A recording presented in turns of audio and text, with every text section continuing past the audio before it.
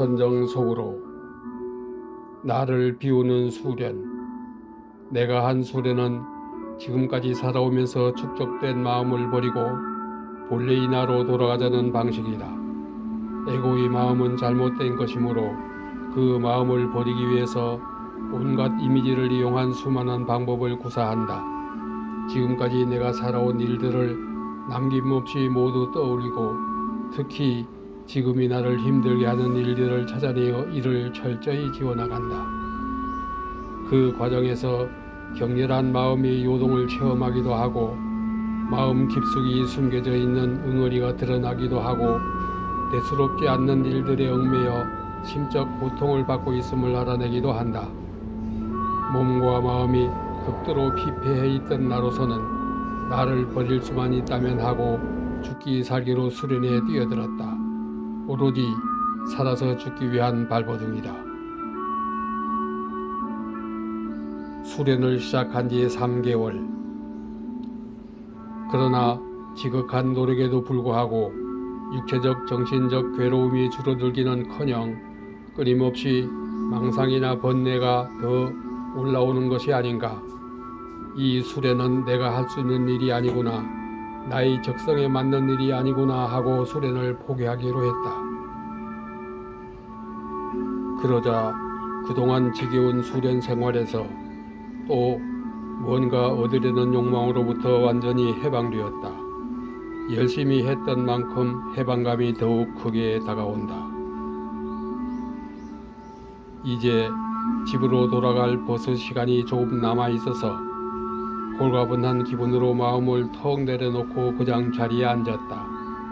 그런데 이게 어찌된 일인가.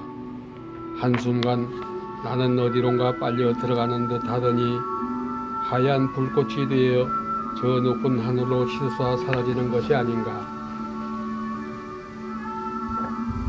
마치 인공위성이 발사체를 떠나 우주로 진입하는 장면과 같다. 아, 이제 나는 없어지는구나.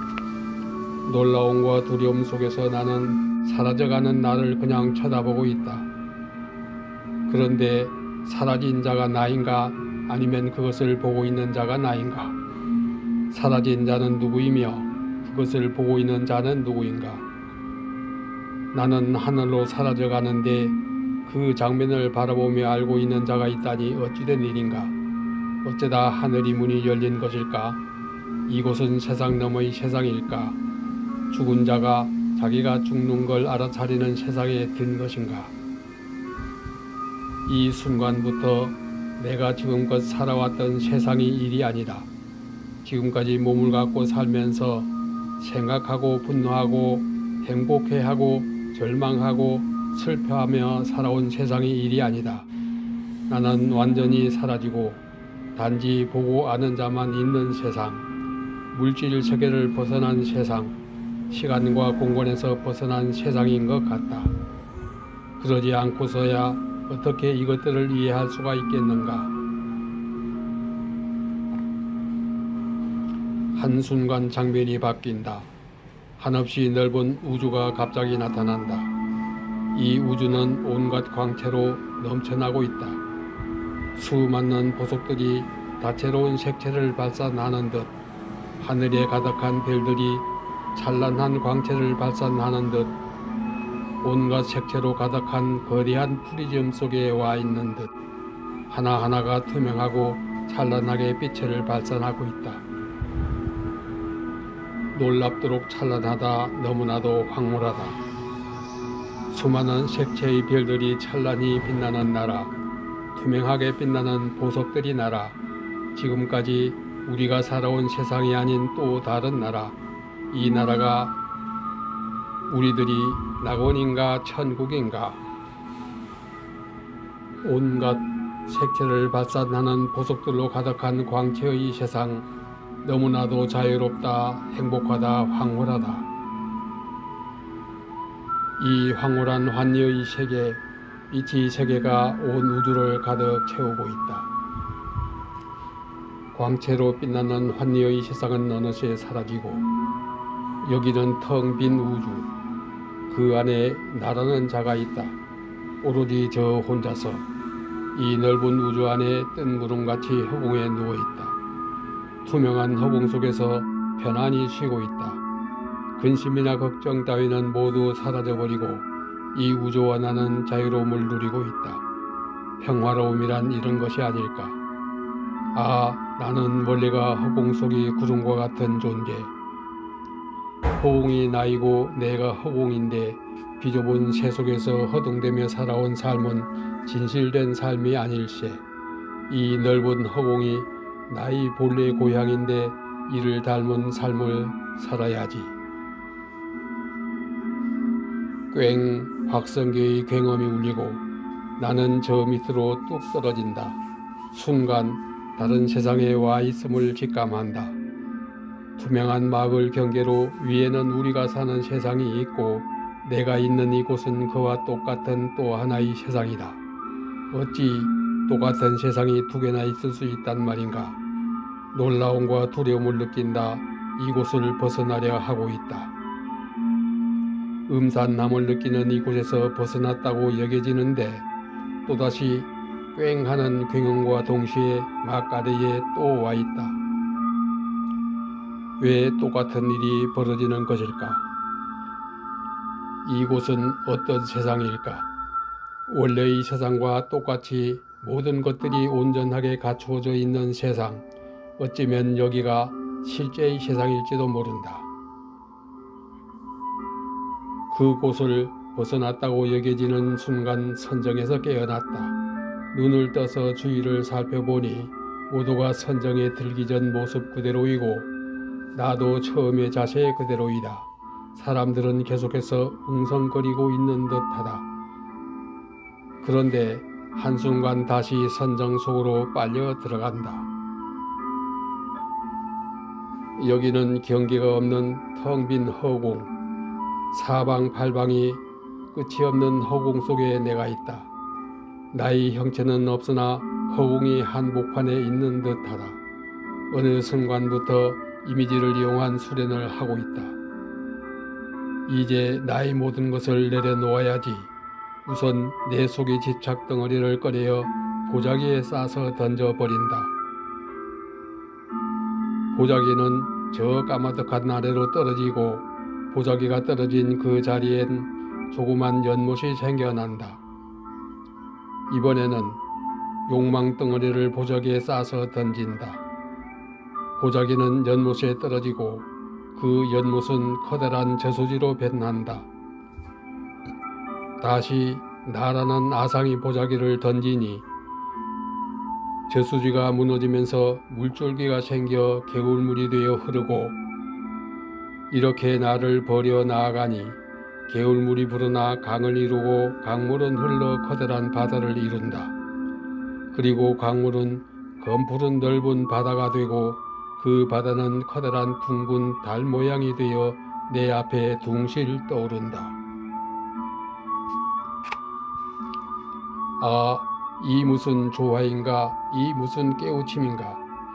둥글고 푸른 바다는 무엇을 의미하는가. 집착과 욕망으로 뭉쳐진 이 잘못된 나를 벗어던지면 지혜의 바다에 들 수 있다는 가르침인가.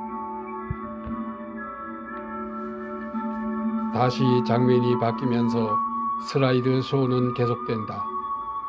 아무것도 없는 텅 비어있는 세상. 나는 내 앞의 사물을 보고 있다. 그런데 내가 사물을 보고 있는 걸 보고 있는 또 다른 자가 있다. 나와 사물 그리고 이를 보는 자는 삼각형 모양의 도해로 인식된다. 이 세상은 막힘이 없이 하나로 트여 있는 것이 아닌가. 나도 사물도 또 다른 그 무엇도 각기 따로 있는 것들이 아니다. 얼마의 시간이 흘렀을까. 삼각 형태의 도해는 사라지고 아무것도 없는 허공만 남아있다. 온 세상이 고요하고 평화롭다. 나는 이 허공이 평화로움과 자유로움에 흠뻑 빠져있다. 그런데 누군가가 이 모든 것들을 알고 있다. 내가 알고 있는 것인가? 텅 빈 허공이 알고 있는 것인가? 텅 비어 아무것도 없는데 모든 것을 알고 있는 자, 이것이 무엇인가? 형체도 없는 이것은 나인가 허공인가? 허공이 나이고 내가 곧 허공인가? 그만이 온 세상을 홀로 가득 채우고 있다. 끝없이 넓고 한없이 고요하고 한없이 청정한 세계. 이곳이 바로 우주 본래의 자리인가? 아니면 나의 본성의 자리인가? 나는 이 속으로 깊이 깊이 빠져들고 있다. 아, 너무도 편안하다. 이곳에 오래오래 머물고 싶다. 선정에서 나와서 죽음을 체험하는 순간 저절로 선정 속으로 빠져들고 선정에서 나온 것 같은데 다시 선정 속에 있다. 저절로 선정에서 나오니 지금까지의 선정 속의 세상이 참인지 아니면 눈을 뜬 이 세상이 참 세상인지 혼동이 되기도 한다. 앉은 채로 정신이 돌아오기를 기다린다. 선정 속에 잠긴 시간은 얼마만큼인지는 알 수 없지만 나는 많이 변한 것 같다. 1. 나라는 의식은 사라지고 그저 텅 빈 상태에서 에고의 의식이 아닌 순수 의식 상태가 된 것인가? 사람들이 이야기 소리가 허공 속에서 울리는 듯하고 앉아있으나 허공에 떠있는 듯하다. 그 허공 속에 모든 것들이 하나로 돌아가는 듯하다. 2. 빛이 출현과 환희의 느낌. 내가 사라진 것인가? 항상 나를 누르는 것 같던 그것에서 해방된 듯하다. 그런데 갑자기 나타난 찬란한 빛이 세상은 나의 모든 것들을 송두리째 변화시킨다. 이 놀라운 환경 속에서 즐거움과 환희의 세계 속으로 빠져든다. 몸이 긴장은 모두 풀리고 마음은 차분해지고 세상은 환희 속에서 평온을 누리고 있음을 느낀다. 환희의 장면을 본 이후로 줄곧 그 기분에 잠겨있다. 불가에서는 수행의 과정에서 나타나는 이러한 광채의 출현 현상을 심월 즉 마음의 보름달이라고 한다. 산스크리트어로는 니미따라고 한다. 불가에서의 선열 또는 법열, 진리를 깨달아 마음속에 일어나는 기쁨이나 환희, 법열이란 이런 것인가 보다. 17세기에 영국의 조지 폭스는 내면으로부터의 빛을 체험하고 진리의 벗이라는 조직을 만들어 퀘이커 교우를 창시하였다. 평화를 기원했던 그의 체험은 아마도 이런 환희의 빛이 아니었을까. 선 속에서 환희를 접하거나 도가에서 단전이 열리면서 우리 몸에서 행복을 느끼는 세로토닌이 분비된다고도 한다. 3. 모든 것은 마음의 작용. 나를 지금까지 유지케 해온 집착, 욕망, 아상 등을 내려놓고 나면 마음은 홀가분해지고 뜻하지 않게 더 넓은 큰 세상을 만날 수 있다. 나의 마음을 내려놓을 수만 있다면 텅 빈 고요한 세상으로 진입할 수가 있는 것이다. 지금까지 힘겹게 살아온 이 세상이 모두가 나의 마음에 의한 작용이라는 것을 조금은 알게 된다. 4. 고요함. 온 세상이 고요하고 나 또한 고요하다. 생각은 쉬고 있으나 의식은 뚜렷하다. 이때의 의식은 일상생활에서의 의식과는 구별되는 선정 속에서의 의식이다.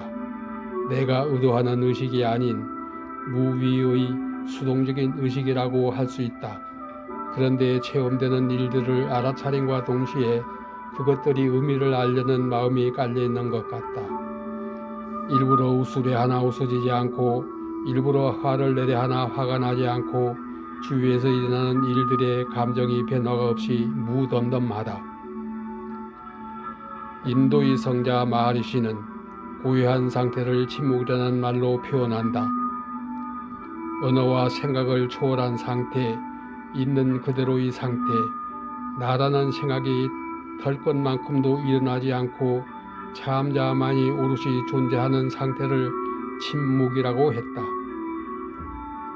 오 텅 빈 자리, 한없이 넓고 맑고 고요하고 아무것도 없는 텅 비어있는 자리, 이것을 공이라 하는가? 비어있으면서도 우리가 보고 느끼는 모든 것들이 나오고 돌아가는 곳, 지혜와 자비와 그리고 진여의 근원 자리, 이 공 안에는 나도 너도 모든 것들이 모두 녹아 들어가는 듯하다.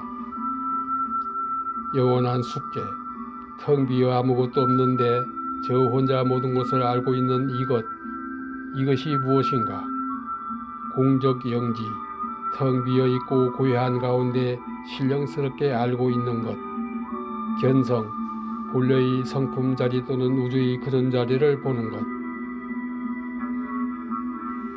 6. 마음의 변화, 고요한 가운데 마음의 변화를 느낀다. 상대가 나와 다르지 아니한 하나라는 것을 알게 된다.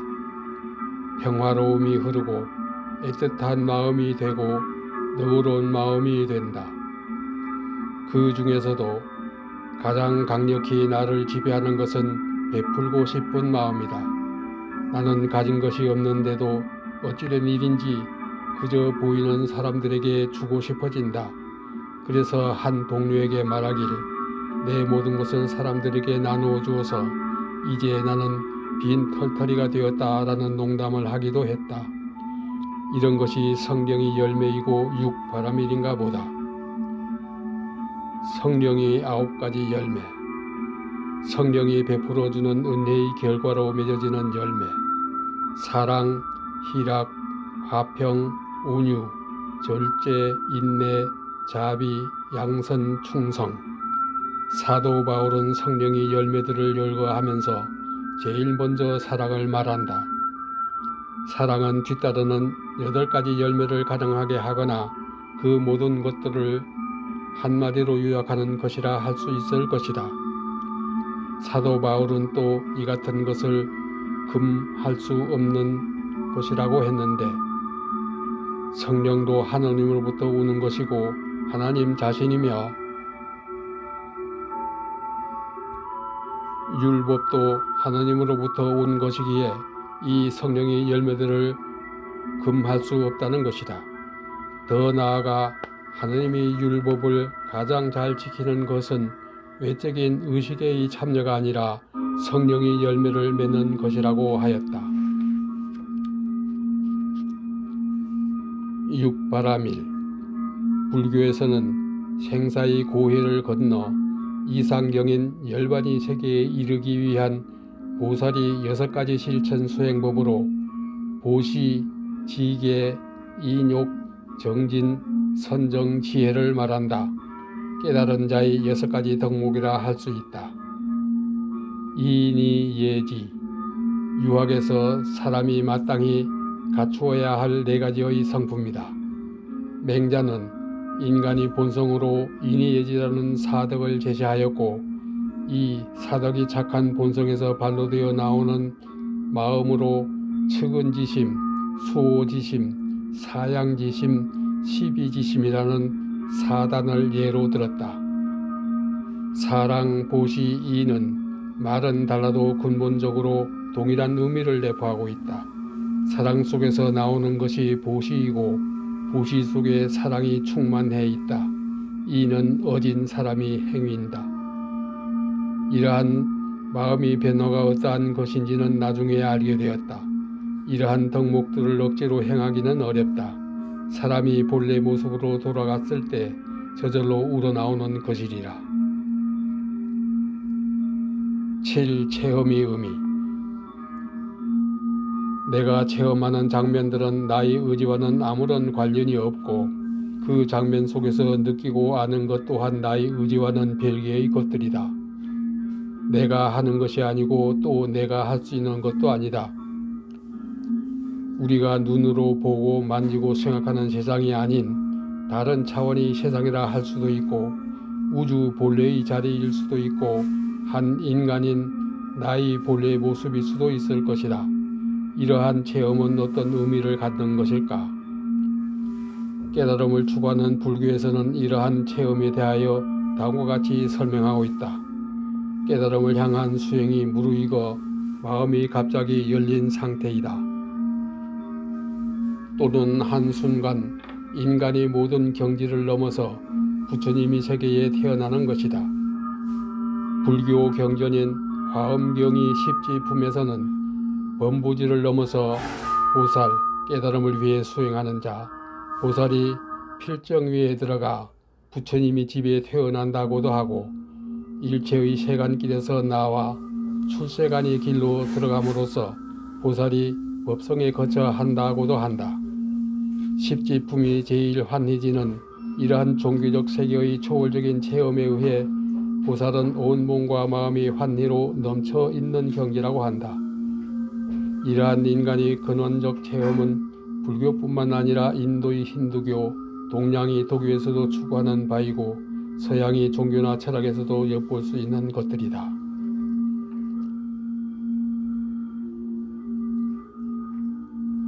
체험 2. 첫 번째 체험 이후에 1년 동안을 수련을 더 했는데 다음은 그때의 체험들이다. 업장이 소멸. 선정에 들기만 하면 온갖 어지러운 사물들이 나타난다. 지금까지 살아오면서 쌓아놓은 것들이 여러 형태가 되어 나타난다. 이것들을 부수고 깨고 버리고 죽이는 작업을 했다. 쌓인 업이 너무도 많구나. 없애고 없애기를 3, 4개월. 마음이 점차 가벼워지는데 어느 날 구름이 걷히고 저 멀리에서부터 청정한 하늘이 나타난다. 맑은 가을 하늘보다 몇 배나 더 높고 파란 하늘이다. 마음이 때를 벗겨내니 참공이 보이나 보다. 오랫동안 쌓아놓은 업장들이 점차 소멸되면서 몸과 마음이 확 트이는 기분이다. 굉음. 꽝. 폭탄이 터지는 듯한 굉음 소리에 정신이 번쩍 든다. 옆 사람들은 아무 소리도 못 들었는지 하던 일을 계속하고 있다. 나 혼자만 들은 이 소리는 무엇일까? 비행기가 음속을 돌파할 때 나는 폭음 소리인 소닉붐 같다. 수련이 속도가 붙은 것인가? 아니면 다른 차원의 영역으로 진입했다는 신호인가? 도가에서는 수행 중에 머릿속에서 독소리 울음소리, 뇌후 취명이 난다고 한다. 수행 중에 몸이 이완될 때 뇌도 이완되면서 나는 소리로 여겨진다. 허황된 천국. 허공에 궁궐을 짓고 있다. 나의 천국이다. 광활한 정원에 웅장한 궁전들을 짓고 있다. 그런데 궁전은 지을 수 있으나 천국을 어떻게 운영할 수 있겠는가? 천국 사람들을 어떻게 양상할 수 있겠는가? 순간 허황된 길에 들었음을 깨닫는다. 넘어야 할 철벽. 투명하고 둥근 공간 속에 내가 있다. 이 속을 벗어나야 한다. 내가 있어야 할 곳은 이곳이 아니다. 저 넓은 세계로 나아가야 한다. 그러나 아무리 용을 써봐도 이곳을 벗어날 수가 없다. 투명한 이 막을 뚫을 수가 없다. 누가 저 밖에서 나를 꺼내주기를 간절히 바라지만 헛일이다. 너무도 힘이 들고 원망스럽기까지 하다. 이렇게 하기를 한참 온 몸에 땀이 흠뻑 흐른다. 무엇이 잘못된 것인가? 나로서는 나아갈 수 없는 영역을 탐한 것인가? 은산철벽인가 줄탁동기인가? 수련이 모자람을 절감한다. 은산철벽. 은과 철로 만들어진 성벽은 뚫기 어렵고 오르기도 어렵다. 기대고 비빌 언덕조차 없는 난공불락이다. 참선하는 이들이 화두를 들고 일념으로 정진할 적에 분석하고 추리하는 분별이 작용은 사라졌지만 아직 깨달음에 이르지 못한 중간 경계에서 은산철벽과 같은 정신 상태를 경험할 수가 있다고 한다. 유가에서는 은산처백을 지향해야 할 대상으로 보고 있으며 선가에서는 깨달음으로 가는 길에 넘어야 할 장벽으로 보기도 한다. 줄탁동기 줄탁동시 병아리가 알에서 나올 때 병아리와 음이 달기 서로 교감하여 안과 밖에서 껍질을 깨는 것을 도와준다는 의미. 하늘에 떠있는 정보들, 내가 뱉어낸 말이 파동이 되어 하늘에 떠있고 내가 먹은 생각이 파동이 되어 하늘에 떠있고 내가 한 행동들이 파동이 되어 하늘에 떠있다. 내가 한 말을 어떤 사람이 똑같이 말하고 나는 또 다른 사람이 한 말을 똑같이 말하기도 한다. 지난밤에 내가 수련한 것들을 수련 도우미가 다음날 그것을 본듯이 똑같이 이야기한다. 그러니 오늘도 신중히 살아야 하지 않겠는가? 옛 성인들이 말씀과 생각이 내 머리 위에 있는데도 나의 영적 수준이 그에 미치지 못하니 어찌 성인들을 만날 수 있으랴. 원래부터 이 세상에는 근원적인 원리가 있다. 그 진리를 조금이라도 터득하고 그에 따라 살아가야지.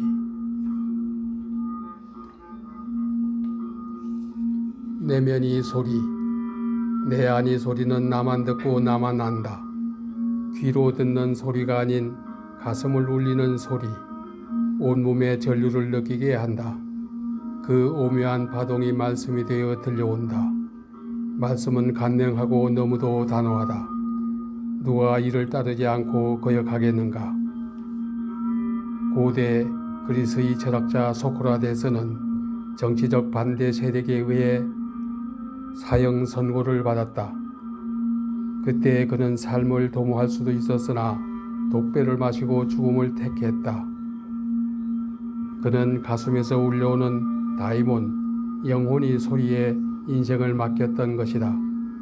죽음 앞에서도 내면에서 울려오는 양심의 소리를 따른 자가 어찌 그뿐이었을까?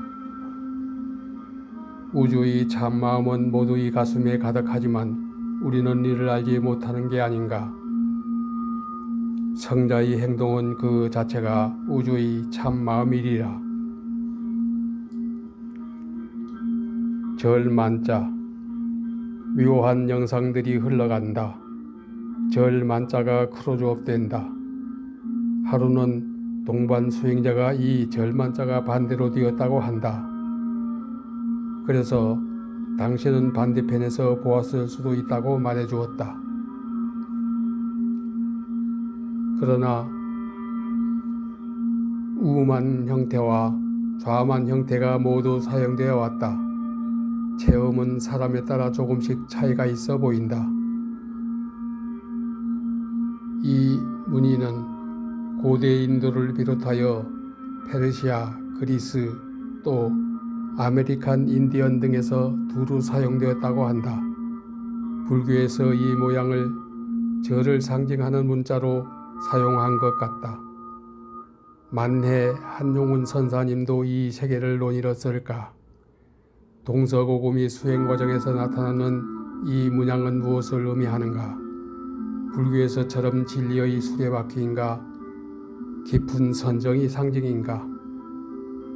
2차 세계대전 때 독일이 나치를 상징하는 하켄크로이처라는 깃발을 내걸었다.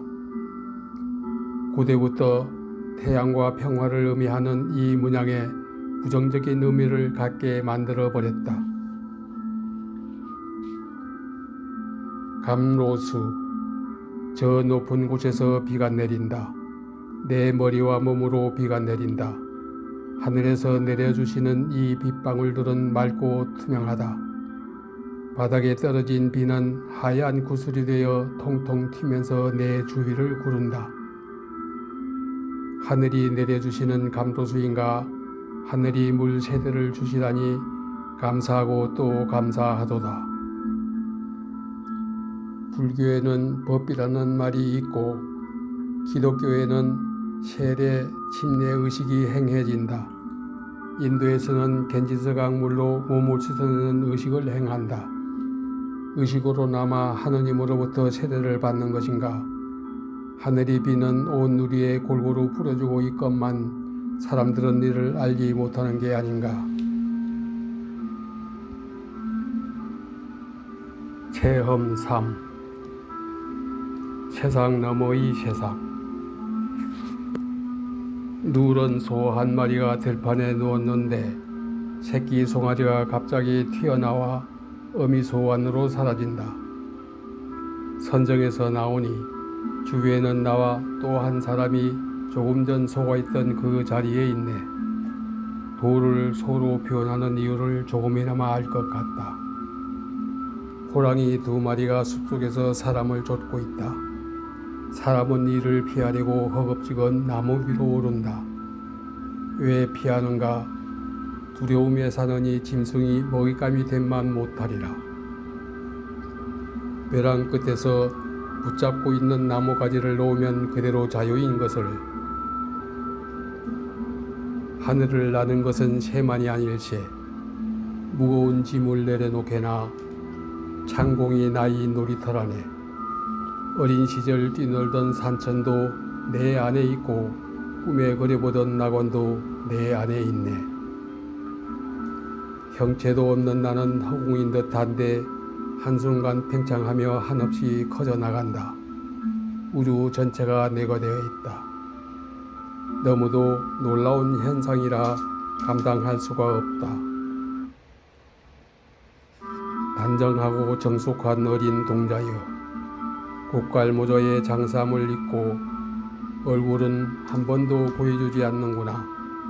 나와 나란히 앉아 수련하고 내가 눈을 뜨면 어디론가 사라지고 나와 늘 같이 지내는 것 같구나. 나를 따라 어디론가 가려고 하느냐, 아니면 나를 어디론가 인도하려고 왔느냐. 말이 없는 동자여, 측은하기 그지없구나. 누구한테 물어보니 나와 파장이 같아서라네. 옆 친구는 장군이 되어 여리고성을 점령하고 왔다 하네. 높은 성벽으로 둘러싸인 이 성을 단신으로 싸워서 점령하고 나서야 이곳이 여리고성인 줄을 알았다 하네. 나에게 이 성을 아느냐고 물어오나 나도 알지 못한다네. 여리고성, 구약성서에서 출애굽기 중 가나안 땅으로 가는 길에 반드시 넘어야 할 성으로 하느님의 계시에 따라서 점령하였다. 높은 화산 정상에는 용암이 펄펄 끓고 있다. 까마득한 산 아래에서부터 검정 개미들이 산 정상으로 올라온다. 수련 중에 내가 버린 마음들이 개미의 형체를 하고 있음을 직감한다. 내 마음은 가짜다. 모조리 없애버려야 한다. 올라오는 개미들을 용암 속으로 집어넣는다. 점차 개미들이 떼를 지어 수도 없이 올라온다. 감당하기 어려워 큰 삽으로 쓸어서 집어넣는다. 이제 이 일이 끝났는가 했는데 이번에는 더 크고 하얀 개미들이 떼를 지어 올라온다. 이것들은 나의 몸이란 것을 알아차린다. 거짓된 삶을 살아온 몸들이다. 올라오는 족족 용암 속으로 쓸어넣는다. 개미들이 없어지고 화산도 사라지고 무수한 업장도 사라져간다. 오늘은 무슨 수련을 할까 하고 자리에 앉았는데 화면이 뜬다. 이것들을 살펴보니 내가 살아온 과거의 일들이다. 그동안 자기를 비우기 위해 과거의 일들을 떠올리고 이를 지우는 수련을 해왔다. 그런데 지금은 억지로 과거를 떠올리는 것이 아니고 자동으로 화면이 뜨고 또 자동으로 지워져 나간다. 60여 년이 삶이 어딘가에 저장되었다가 슬라이드로 비춰주는 듯하다.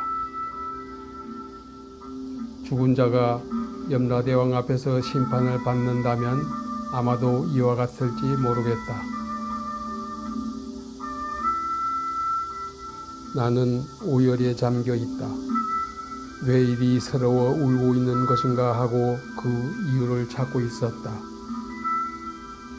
그런데 잠시 후 내가 가장 사랑하고 소중히 여겨오던 인연들이 나를 떠나가고 있는 것이 아닌가. 다들 떠나가고 있다. 이것이 마지막 인연 청산인가.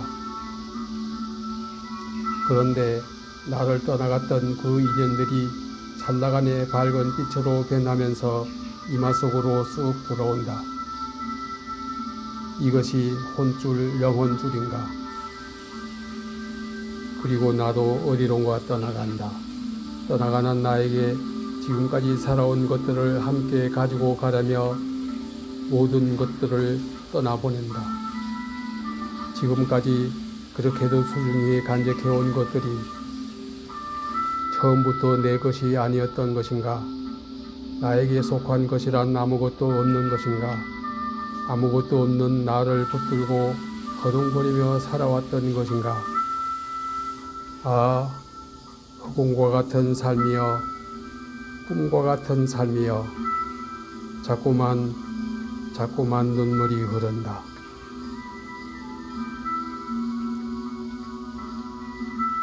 나를 비우는 수련. 사람은 마음으로 살아간다. 그러나 그 마음에서 자유로워지는 것, 이것이 도가 추구하는 길이다. 마음을 없이 하려면 에고인 이 나를 벗어나야 한다.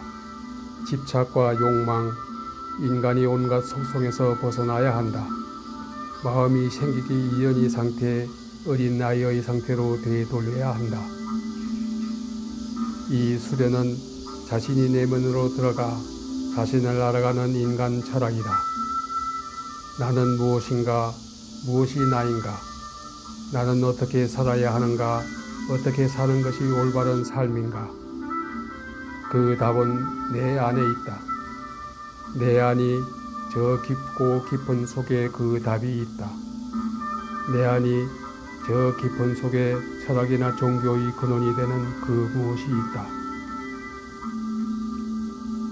성도의 지름길은 나를 철저히 비우는 것, 에고를 없애는 것, 이것이 가장 빠르고 확실한 길이다.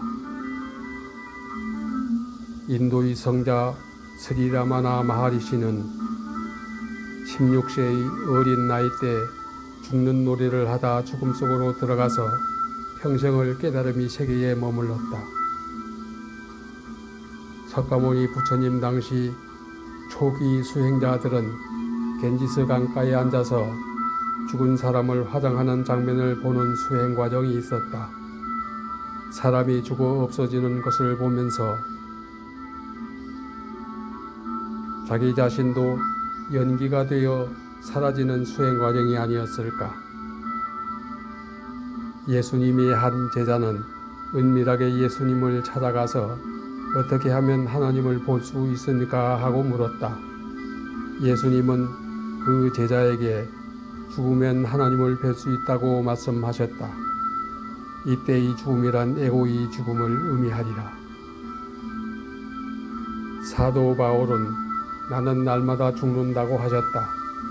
날마다 나를 내려놓고 날마다 하느님 세계에 들어서리라. 노자는 도덕경에서 비움을 극에 이르게 하고 맑고 고요함을 돛답게 하여 나는 만물이 다투어 생겼다가 각자 그 근본으로 되돌아감을 본다고 하였다. 나를 비우면 자인이 섭리를 알 수 있다는 것이다. 에고를 벗어나기란 참으로 어려운 일.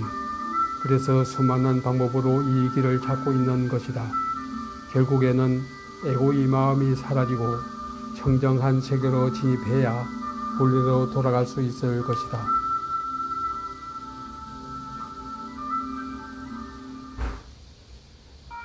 기나긴 여정.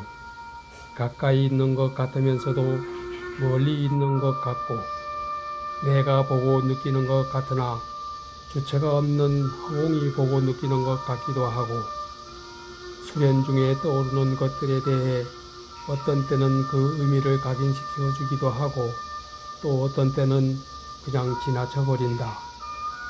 꿈속의 일은 잠에서 깨면 희미해지고 일상이 이런 시간이 지나면 감동이 줄어들지만 선정의 체험은 형상이나 감동이 뚜렷이 남아있다.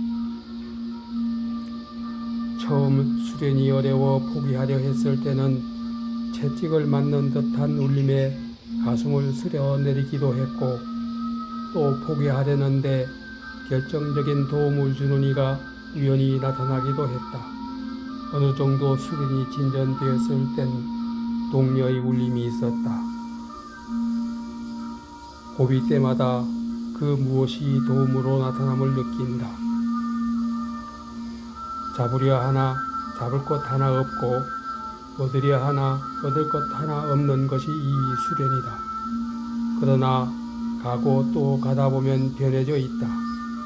세상의 모든 것들이 자기 본연의 일을 하고 있음을 알게 되고 애틋한 마음과 자비심이 절로 우러나온다. 그래서 육바라밀이나 영성의 열매 또는 인의 예지가 저절로 흘러나오는 것이다. 이러한 인간이 선한 본성을 꾸준하게 심화시키는 일이 우리가 해야 할 일이다. 옛 선인들의 말씀이 틀리지 않음을 알게 된다.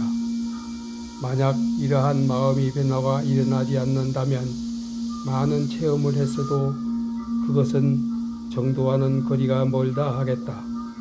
체험을 통해서 본래의 성품을 알게 되고 마음과 행동이 본래 상태로 변하게 되는 것, 이것이 깨침일 것이다. 현실 세계를 벗어난 체험, 비물질 세계의 체험, 나타나는 교묘한 현상들과 그때그때 느낌으로 다가오는 것들을 말이나 글로 담아내기는 참으로 어렵다. 이 길은 자기 자신을 찾아가는 길이며 태초의 진리, 로고스를 터득하는 길이다. 나를 내려놓고 정진하다 보면 수련이 다음 단계는 저절로 열리게 된다. 본성이 자리를 체험하고 나면 다음 단계로 끝없는 정진이 기다리고 있다. 불교의 가르침에 따르면 보살의 길에 접어들어 참다운 수행의 길로 접어들게 된다고 한다. 견성의 체험은 시작의 길에 접어든 것에 불과하다. 수련의 끈을 놓지 않고 꾸준히 정진하다 보면 조금이라도 더 깊은 세계를 만날 수 있지 않을까.